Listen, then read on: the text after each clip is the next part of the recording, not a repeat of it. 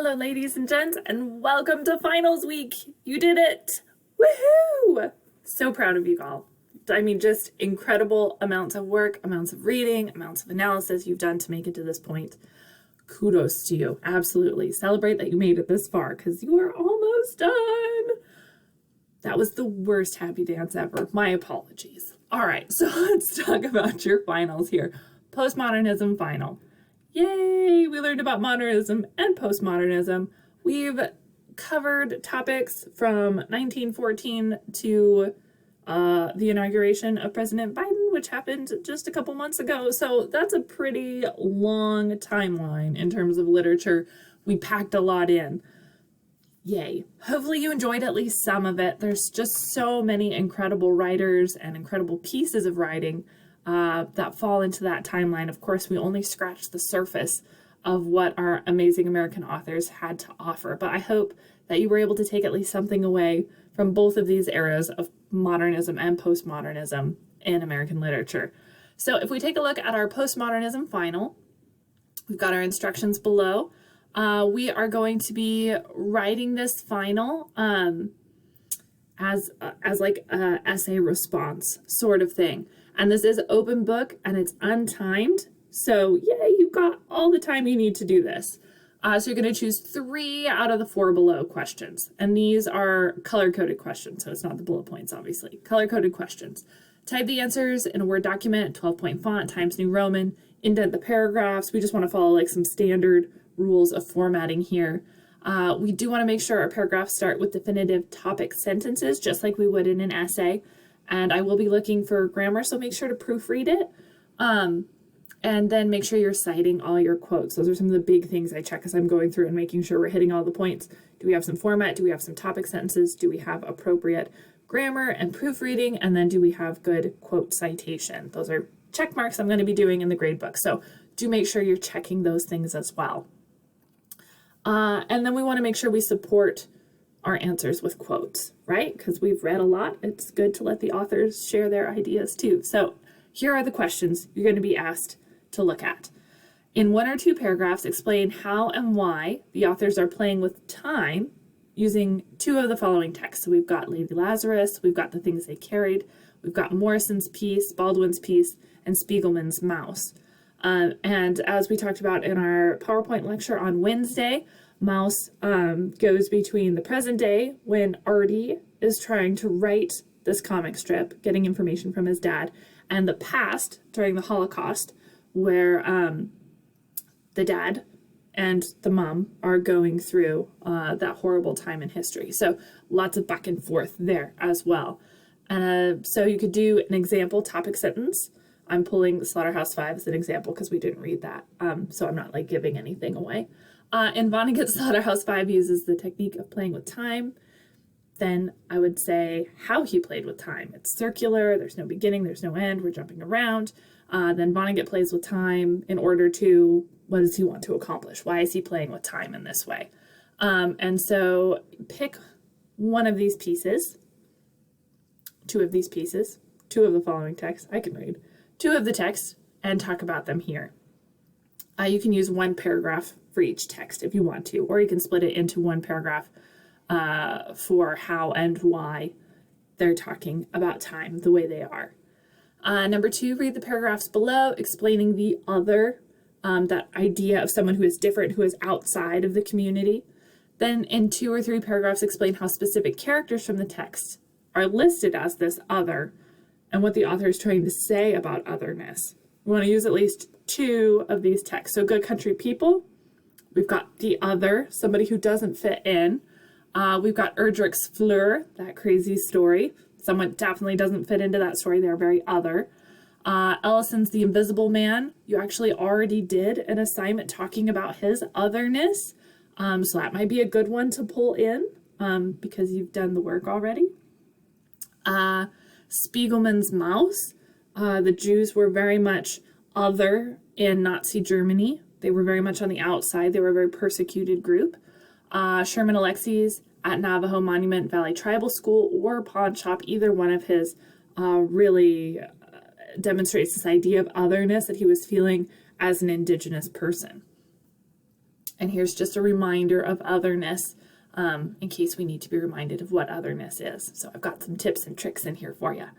Then number 3, your third option, in 2 to 3 paragraphs, explain the connection between memory and metafiction. And remember, meta is like talking about the process of talking about thinking about talking. It's like this very circular thing. So it's when authors write about writing. And so if we think about the piece you read where the woman is telling a story to her father asks her to write a story. And she talks about the process of writing the story. He says, no, that story's not what I wanted. And she tries again. And then he's like, no, that story's not exactly what I wanted. That's very meta because it's a story about writing a story. Does that make sense? So that's metafiction. You could also use Maus as Artie Spiegelman's dad is trying to go through his memories and recount the Holocaust experience. Lots of places you could talk about memory and metafiction. So choose 2 to 3 texts from our postmodernism reading. So anything in the postmodernism reading list is fair game here. And then in 2 to 3 paragraphs, explain how our texts emphasize the focus of life, like should it be a journey and not a destination sort of thing. Choose 2 or 3 texts from the postmodernism reading list only. And so these are ones that are focusing on the journey of life, right? And so if you're thinking in terms of examples, you could do any of the counterculture people. They're all about journey, right? So when we learned about postmodernism, we talked about some of the counterculture folks. Jack Kerouac is one of them. Fear and Loathing in Las Vegas, another counterculture. So lots of examples on like the journey and not the destination. Lots of our poets talk about journey as well. So try and find 2 or 3 texts from the postmodernism reading list that kind of encapsulates that idea of journey over destination. And that's your final. Woohoo! You get to pick 3 out of those 4. So you don't have to do all 4. Just pick 3 out of the 4. And that'll get you where you need to go for the postmodernism final. And then we'll take a look at the calendar. We do have a short final essay. This does not need to be incredibly long and detailed. I just need to know that you've got this beautiful overview of what we've learned. So both modernism and postmodernism literature talks about social critiques. That's what literature does. It's trying to respond to what we're seeing in the world around us, and sometimes it's trying to help us be better people.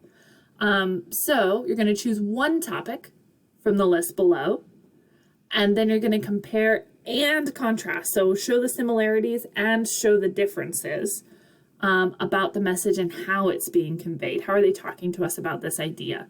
And ideally, you compare and contrast techniques that are specific to modernism and also postmodernism. That may not be possible with all of them, but you can mention techniques like allusion and simile and metaphor, just like general stuff. And the authors and title should be introduced in the opening paragraph, so I know who you're going to be talking about. And when you use quotes, make sure to use in-text citations in the proper format. So here are the steps to be successful. Select a topic. So womanhood, women of color, progress, race, morals, identity, nature, death, all that stuff. Find a poem or short story in the modernism category you think talks about this. Find one in the postmodernism category. And then plan out your response. So introduce the text, have compare and contrast,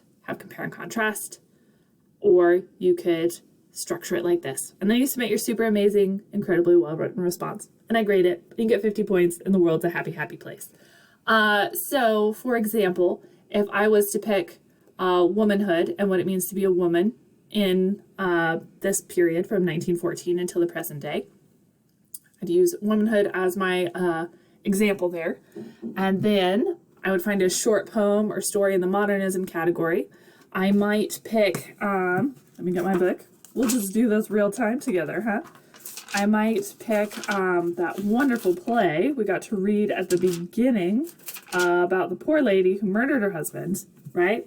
And then her lady friends who are talking about it, and they're actually the ones who figure stuff out.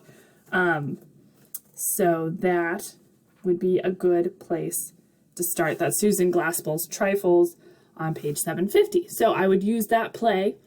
I would talk about that play in terms of womanhood and how it talks about being a woman in this time period. I would talk about some of the techniques. I might talk about metaphor because they're comparing the woman who murdered her husband to a bird that was killed in a cage, that kind of thing.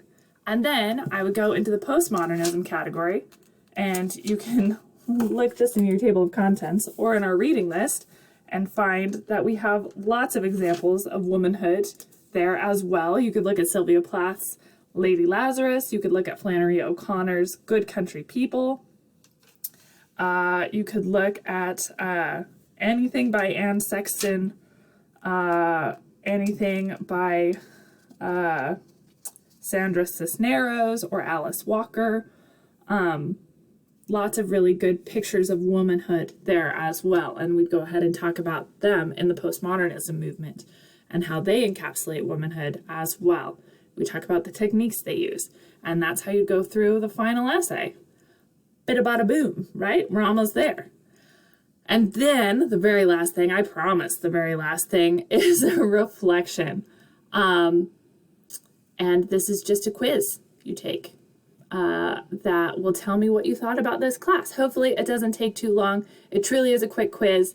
It's an easy way to get a lot of points because you get all the points if you just answer the questions. That's all you have to do. So what was your favorite thing you read? What's the worst thing you read? And please be honest, right? It's not going to hurt my feelings. I want to make this class as awesome as possible. So if there was something you really loved, tell me about it, and I'll try and do more like that. If there's something you really disliked, maybe we can rearrange the class and pick something different. There's so much to choose from in this period, so I'm really interested to see what you say there. If you didn't do the reading, tell me a little bit why. Is there anything I could do to encourage you to do more reading? Tell me a little bit about the hardest part of the class, and that's all you have to do. That's it. All right, so that's it, guys. I'll have all your grades finalized on the 26th. I have to submit final grades to the administration on the 29th. So if you have any questions about your grades, log in on the 26th, take a look at them. If you have questions, let me know. We can get it all sorted out before I submit those to the administration to go on the transcripts on the 29th. Guys, it has been fabulous teaching this class with you. I have enjoyed so much getting to talk about my favorite thing, books. And I'm just glad we got to go through it together. So thank you for your persistence and your grit for hanging in there through an incredible amount of reading. You should be very proud of all you've accomplished. Kudos, you guys are awesome. And have a great rest of the quarter.